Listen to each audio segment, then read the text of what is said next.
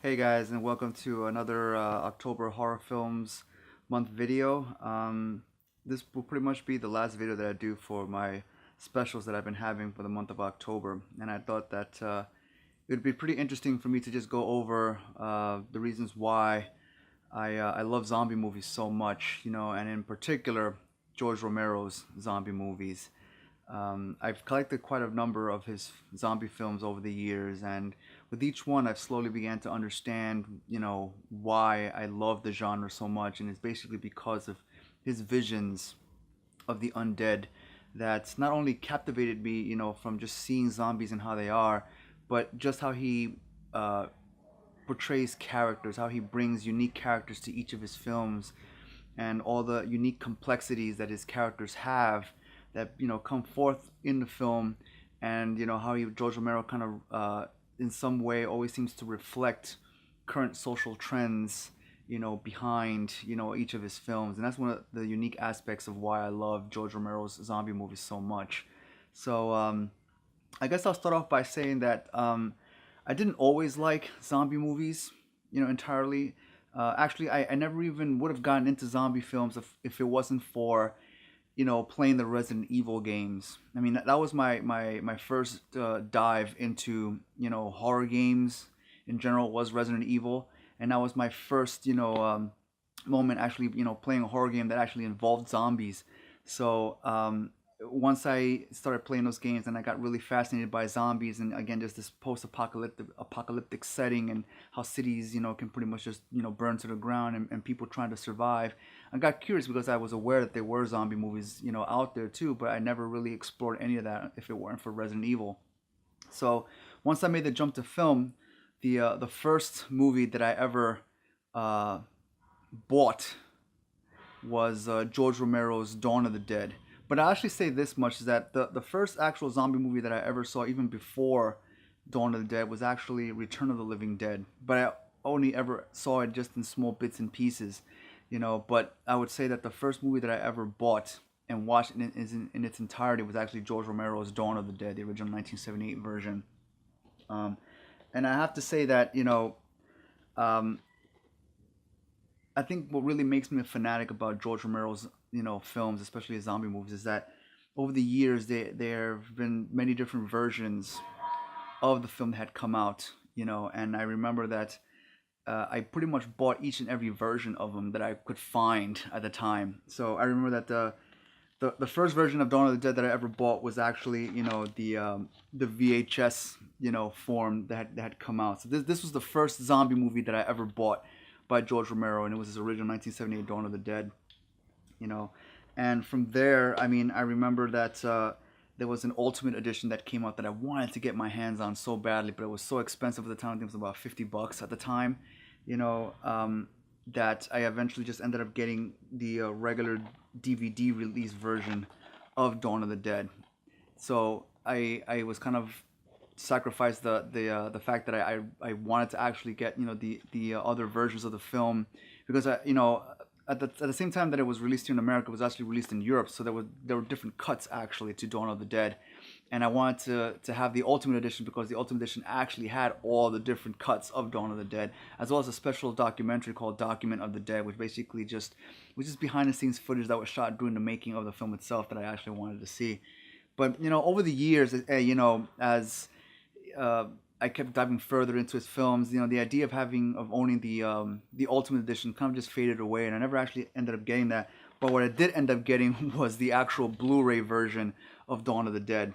And I remember when I saw this film, the restoration that was done on this was unbelievable for Blu-ray. It looks so beautiful on here, and then even the interview segment. This is like an hour-long documentary where they interview all the main cast members, George Romero himself, even some of the producers, and there was so much stuff in there that I just found fascinating in terms of the actors and their backgrounds and how they all came together and related to each other in making this film, how they collaborated with George in terms of how they wanted their characters to play out on screen, and it kind of brought about this trend that George, I've always heard in other interviews or some of his other films, is that he's always very open-minded about hearing what actors have to say about how they want to portray their characters, and he's always open to allowing actors to pretty much explore those particular types of personalities, of what drives a particular character. And I always found that very fascinating about George, and how he's always very friendly and always very accommodating on his films, and always listens to everyone,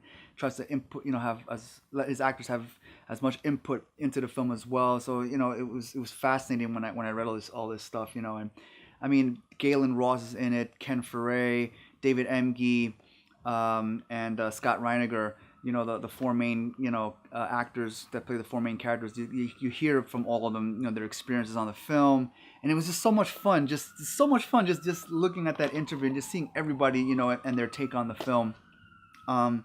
It's just something that just makes me believe that just being on a George Romero set, is so much fun, because you can talk to the director and he'll listen to you. You can talk to the other actors and everybody's so down to earth. It's just so much fun. It just kind of just seeing what goes on in a George Romero film. From there, the next film that I ended up actually buying was his Day of the Dead film, and just like Dawn, the first version I ever got of it was actually the VHS version of of Day of the Dead, and after that, then the next version that I bought was actually the DVD form of it, but I actually had an earlier version compared, because this was actually more like a re-release that came out several years after Day of the Dead first came out on DVD. So this was kind of like a special edition 2-disc. But I remember that I originally had another version of Day of the Dead, which was more like a blue cover pack, and it showed the zombies that you see at the beginning of the film on the front cover, and it was basically just one disc. But this version, again, is 2 discs. The first disc is just the film itself, and the second disc actually has all the bonus features. And again, just like with Dawn of the Dead, there's about like 45 minutes, an hour long, interview segment where they talk to all the actors. They talk to Laurie Cardell. They talk to Joseph Pilato. They talk to George Romero himself. And they talked to some of the other producers behind the making of the film as well. And again, same thing. Everyone's kind of retelling their stories. And the one thing that I always found funny was Joseph Pilato's story about what really happened when they filmed that final segment with him at the end, where they kind of rip him apart and the zombies are pulling out his guts. And it always makes me laugh how the way he tells it is that I believe they had gone away for a weekend, and all the pig intestines and all that stuff, were kept in a refrigerator for cooling, so they could keep reusing it and not having to buy new ones. But on this particular occasion, it's supposedly they had gone away and someone had unplugged the refrigerator, so when they came back, everything had pretty much rotted over, so it was smelling. The whole thing was so bad that when they actually shot the scene, if you pay attention to it, when you see Joseph Pilato acting out the part when they're ripping him apart, that he's actually really, really just trying to hold back, just trying to to keep back all the vomit and violence, because he was just ready to just go overboard with that scene in there. He was just getting ready to hurl all over the place, but somehow they managed to get the scene. But I mean, geez, when you see some of the behind the scenes footage that they have in there, you can see that he's basically, as soon as they yell cut, he's in there like, so it's really hilarious to just seeing his reaction to that whole thing in there. But the one criticism that I'm actually gonna make about this particular special edition of Day of the Dead on DVD was the fact that I don't know why, but for some reason they decided to redub over Terry Alexander's voice in certain parts. Like because I remember from the original VHS format, I knew exactly how that entire movie plays out, so I know how everybody sounds like.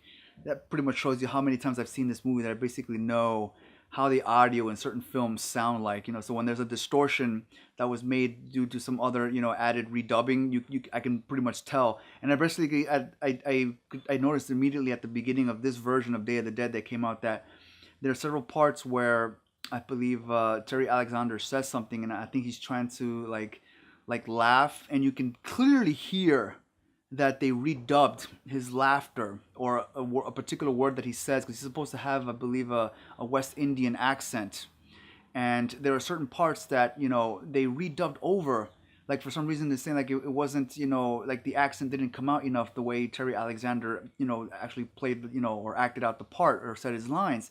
And I remember hearing that and saying, like, why did they do that? because I thought if anything, they would read up like larger portions of his dialogue later on in the film, but they didn't do it. That was just maybe like one or two moments, especially at the beginning of the film, where they actually did that. And I'm confused. I'm dumbfounded by why they did that. It was weird. And then I ended up getting the Blu-ray version of Day of the Dead, and it's pretty much just the same version as a DVD, just ported over onto a full Blu-ray. And of course, yeah, the image quality looks great and fantastic, upscale to Blu-ray. But again, that audio bite, from this is still there, and it just kind of like every time I listen to it, it's kind of like I don't know why they did that. And then I ended up getting the more recent. Blu-ray release of Day of the Dead that came out, primarily because of the beautiful box cover art. I just love the way this looks, and again, the image quality was again remastered from a previous, I guess, Blu-ray, print. And I mean, I didn't notice too much of a difference between, the image quality on this version compared to the previous Blu-ray release, right? But the one obvious thing that I did notice once again, and it was kind of like a prayer answered again in terms of restoration, is that they didn't include those audio redubbings of Terry Alexander's some of his dialogue bits in here at the beginning of the film. Like, this is just the original version, like basically the VHS version of Day of the Dead that was remastered for this new Blu-ray Blu-ray release. And when I heard that, and I heard that it was the original audio, I went, yes! It was so great, man. They actually kept the audio in there, man. It was so fantastic.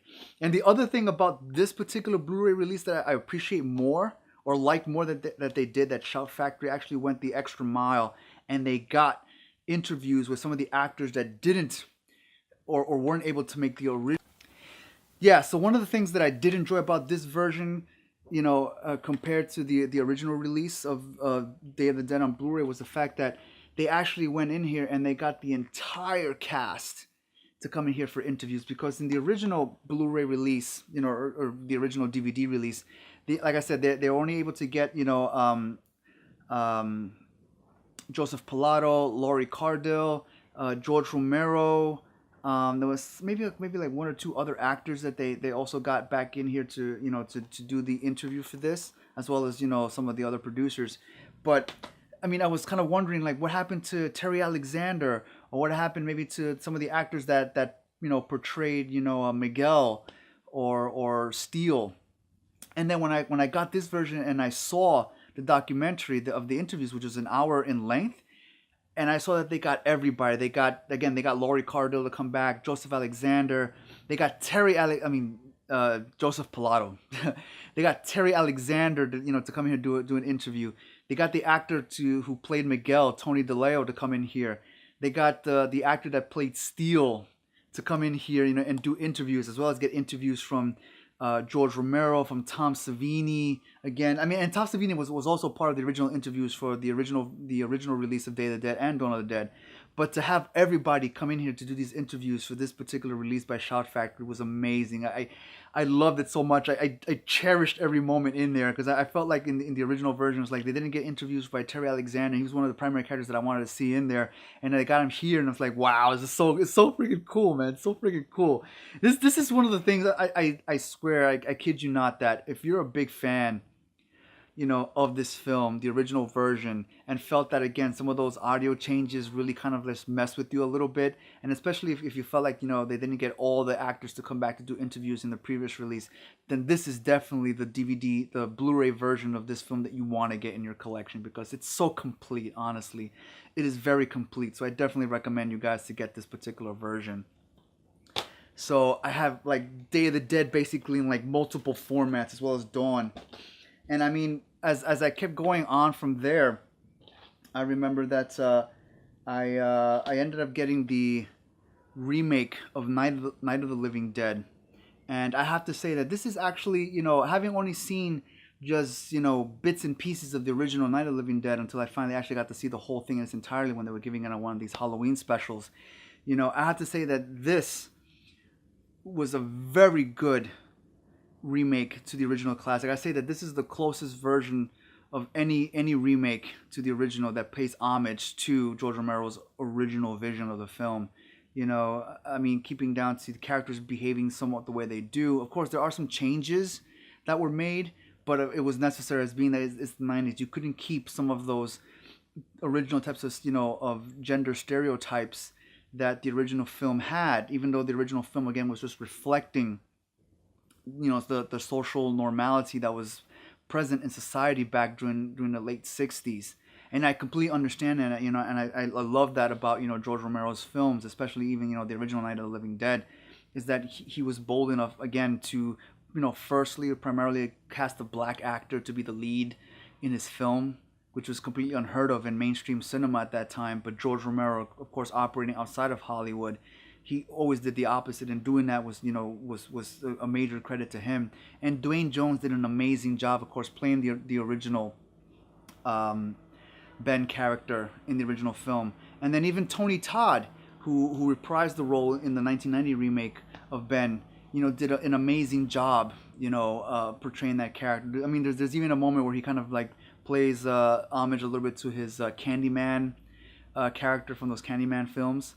So with the tire iron. So I mean, there was that in there. But I mean, just seeing also the progression of Barbara in this version, how she goes from being this rather, uncertain and scared woman into this fully developed character that pretty much fends for herself. It's a complete opposite of what the original character, had intended. But again, it's just such a great remake, and it's the only remake that I would acknowledge as a true remake to the original film, despite the fact that maybe some people might think opposite or might have difference of opinions based on what I just said. But I honestly feel that this is the best remake out of any of the remakes, which I personally feel like they're just, so far below. They don't even match up, and there've been so many. But this one I feel is the best version. And of course today, just because I remember when I did my zombie video, I said that the only movie that I felt that I regret not having in my collection was the original 1978 movie. I mean 1970, but the original 1968 version of Night of the Living Dead. So today I actually went out to a local video store and I actually got myself a copy of the original George Romero 1968 Night of the Living Dead, because I just felt I needed to have it in order to make my George Romero Dead series complete. And I'm glad that I have it. So I'm probably gonna watch it later and just relive everything all over again. So much stuff happening in here in terms of social commentary and George's perspective on, racism, the war, things like that. I mean, so much is happening in this film, so I'm just gonna love it. I'm just gonna sit there and just stay glued to the TV as I watch this, to just try to immerse myself and understand how George's vision in terms of trying to portray these characters and trying to outline, a lot of what was, hitting the mainstream during the late 60s, and how he represents them here in this film. I mean, as I kept going, of course, I ended up getting, Land of the Dead. I ended up getting Diary of the Dead, and then I got, the last film that he ever did, which was Survival of the Dead. And each of these films, they have their moments. They have their moments that are pretty unique, and they kind of represent, again, some aspect of society that George wanted to focus on, and primarily, in Land of the Dead, was again the class separation issue again. The super rich and the poor, and how there's differences in terms of how people live depending on your status in society and things like that. And George, makes it very obvious that that's what he's really trying to get audiences to see and understand. And I think that he honestly did a really decent job in showing just how wide a gap there is in terms of social status, and how much that plays such a big role in terms of who gets what and for what reasons and things like that. So that is pretty clearly outlined in that. Diary of the Dead. Now I feel like George Romero was just kind of try to venture into the whole first person found footage thing, because at the time when this came out, that whole technique of filmmaking had been pretty popular, so he wanted to jump in there as well. And I think the thing that George was trying to send his audiences was this idea that, again, there's always the need for tragic events to always have to be recorded somehow. Like there always has to be some sort of written or filmed record of things that happened or things that are happening in society, regardless of whether they're good or bad. Like there always has to be some sort of document about it anywhere, and how we kind of seem to desensitize ourselves or shield ourselves from the reality of what's happening because we might put a camera or we might put a pen and paper right in front of it, as kind of like saying that we're kind of obscuring ourselves, or we're shielding, like I said, shielding ourselves from the reality of what's really right in front of us, because we have this thing that's right in between, kind of maybe even protecting us, or we feel it's what our canvas is, that how we want to portray things. I mean, I don't even know if that makes sense, but I mean, in my head, I can see that that's pretty much what George wanted to do with this film. I mean, those of you that's seen this film, you might kind of see where I'm going with this, or you might have differences of opinions. So definitely, I mean, comment on this. Tell me what your thoughts are in terms of what George was actually trying to discuss, or what he was trying to say with Diary of the Dead. Survival of the Dead, I kind of feel like George was moving in a new direction by finally having his zombies actually feast on animals and not just living people anymore, which I thought was pretty interesting because George had never done that before. And I think for the most part, it was pretty good, because I mean that it showed that Romero's zombies are slowly beginning to evolve. Like, he's acknowledging the fact that yes, there are fast moving zombies, there are other forms of zombie-ish type creatures that are now pretty much saturating the media out there. So he knows that he kind of has to make his zombies or his stories kind of relate in the same aspect, but not so much that he kind of loses his original traditional methods of how he wants to shoot film and the kind of stories that he wants to say or tell. Like, he's not sacrificing that just because he wants to make something new that'll be on the same par as all the other zombies that are out there. So I really appreciate that George kind of still, kept it traditional, even though he's just giving his zombies a few new extra twists now to just keep it current.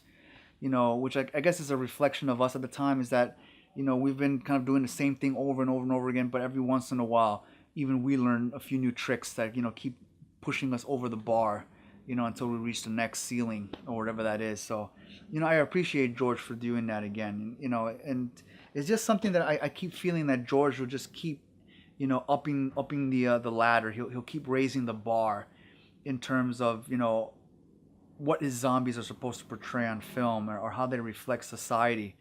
And this kind of goes back to, despite that I have all these particular zombie movies. I mean, I have his entire collection, and I have multiple versions of some of his films. But the one thing that I have to say is that the one movie that I always come back to, regardless of how I feel about some of his later films. Some of his later films, some I like, others I don't like as much.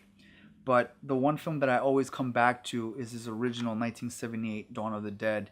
And, I don't comment this to a lot of people, except those that really know me. But to be quite honest, I remember that, this being the first zombie movie that I ever bought of his, the original VHS version. I'll admit that I remember the first time I ever watched this film, I did not like it at all. And I'm sure that a lot of people that, first venture into the zombie genre, when they see a film like this, they probably won't like it as much because, the vast amount of gore and blood effects, a lot of talking that happens in between, because there's a lot of setting up character development that happens in this film.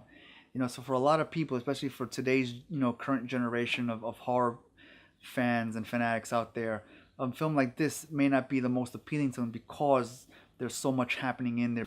Like I said, I mean, there's so much happening here that, current, generations may not, really like this movie that much. But I have to say that, like I said, myself included, when I first saw this movie, like, over 20 years ago, I didn't like it the first time. I completely hated it. I couldn't understand it. I didn't know why it ended that way, the way it did. Because remember, I was playing Resident Evil beforehand, right? And that was my first introduction into zombies and what they can do. And I remember that at the end of most of the Resident Evil games, there was always a nice, tidy wrap-up, whether the mansion was blown up, so it felt like things were finally put under wraps, or as sad as it may seem, right? The entire city was destroyed in order to stop the infection from spreading. So it felt like there was a nice, neat wrap up in terms of that, despite the fact that even in those games, there was a lot of,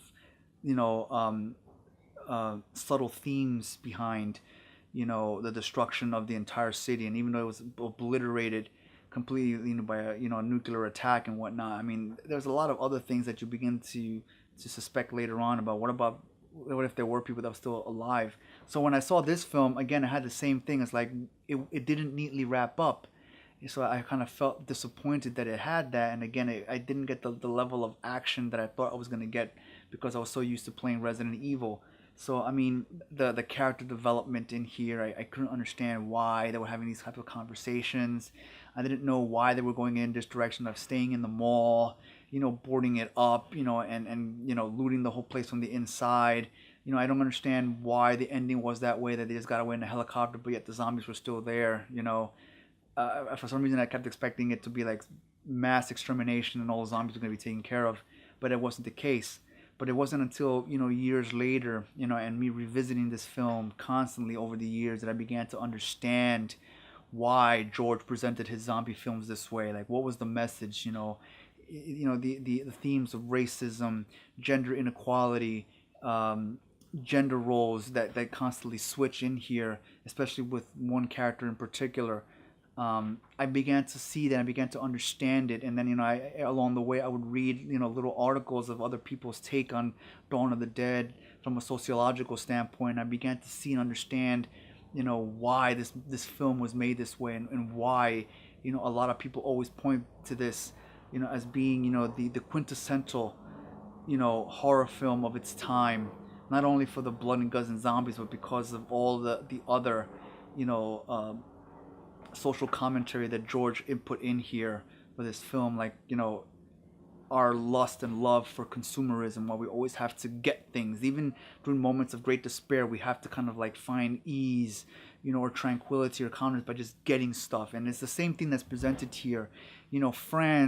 Franny's constant evolution from being a professional within her newscasting world, to being brought out into the world of zombies and just feeling very out of place, and worried and helpless, to finally, once she begins to start taking ownership of herself, and learning how to fly the helicopter and aim weapons, how she begins to evolve into being this tough independent woman that doesn't have to rely on anyone, right? And the fact that they still kind of show her in being this traditional mother type role, because she does become pregnant later on in the film as well, and she has to deal with that. Of course, she keeps that in her mind, how does she want to live, where does she want to live, does she want to have the baby or not, things like that. Like, all those things are so present, and they're deeply rooted inside the story of this film, and it's magnificent. I mean, I'm so glad that this movie just struck a chord with me over the years, and I've come to love this movie so much more because of it. And besides the fact also, I mean, I don't know if I mentioned this in any of my other previous videos too, but there's one thing also, in addition to all that I love about this movie, and it's something that we actually share in common, and it's the fact that we both came into existence the exact same year. So that's actually pretty amazing. So that's why I love that. I love this movie primarily, not primarily, but it's one of the reasons I love this movie too, is because we both share the same birth date. But then everything else that comes along with it, I truly admire about what George did with this film, and how he encapsulated all those things. So this would forever just stay, as my favorite zombie film, my favorite horror film of all time. And it has a very special place in my heart. And I'm sure that, it's the same thing for a lot of you out there that are horror fans and, zombie movie fans too, that, this movie has a special place in your heart as well. So for meeting you, man, I'm acknowledging you guys out there, that I'm with you guys. All right. So yeah, I always come back to this film. I try to watch this at least once or twice, a year, just to kind of like just relive those moments again, that just made me understand and just realize just how beautiful of a movie that is, And, I mean, the second movie that I would always go back to, beyond Dawn of the Dead, is Day of the Dead. I mean, there's just something gritty and about that film, not just for the fact that there's a lot of visceral blood and guts and gore, and there's like profanity that just goes, completely insane, but just there's a really dark message in there that says about what happens when, you know, people in society just don't see eye to eye, or when there's always differences of opinion, or, you know, when there's differences in terms of what benefits they think that the whole needs, you know, and how society can just break down completely because of those differences, you know, or ideological differences and things like that, you know, as evident in Day of the Dead between, you know, the conflict between Captain Rhodes and, you know, Sarah's character, you know, and those two always are constantly butting heads throughout the entire film. But, you know, there's some memorable moments that, you know, Joseph Pilato and Laurie Cardille, you know, portrayed in those films as they got into their characters that just make the movie truly unique as well. You know, and who doesn't love Captain Rhodes? He's like the most badass friggin', you know, core evil character. And I think a lot of people that play villains try to aspire to, you know, they try to reach that level of just assholeness and just badass. You know, even if they've seen this movie or not. I mean, I think in the back of my mind that that's what some actors really try to, you know, they look up to that. Like, they try to imitate that as best they can. You know, even if they do tend to go over the top, you know, and Joseph Pilato's performance does get a little over the top. But I just love it for that. You know, it's so great. You know, so yeah, guys. I mean, that's my complete George Romero zombie collection. And I hope you guys really enjoyed that, and I hope that, you know, you enjoyed, you know, my take on why I love zombie movies so much, and why I in particular I love George Romero's movies so much. Um, so I mean, again, leave me comments, guys. Tell me your thoughts also on what you think about, you know, George Romero's movies, from the classical, the original Dead trilogy, to some of the more modern films that you know he's released, you know, over the, you know, the past 10 or 15 years. I always love to hear what you guys have to say about those things as well. You know, do you have differences of opinions compared to what I've said, or do you share the same, you know, sentiments or ideologies that I have as well, you know, concerning these films?